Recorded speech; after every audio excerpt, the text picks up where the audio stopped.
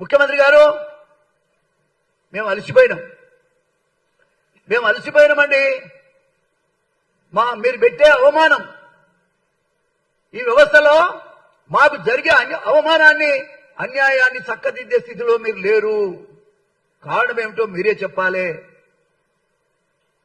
దీనికి కారణం ఏమిటి? నీ వెనుక గొంతులు దవ్వుతున్నారు నల్లి కుట్లోలు ఎవరు చెప్పమంటావా?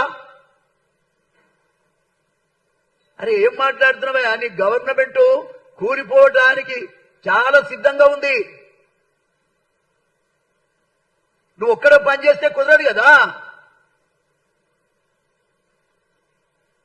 వర్గీకరణకు వ్యతిరేకంగా, వర్గీకరణ అయిన తర్వాత కూడా వ్యతిరేకంగా, దానికి ప్రభుత్వ నిర్ణయానికి వ్యతిరేకంగా మీటింగ్ పెడితే నువ్వేమైనా చేయగలిగావా?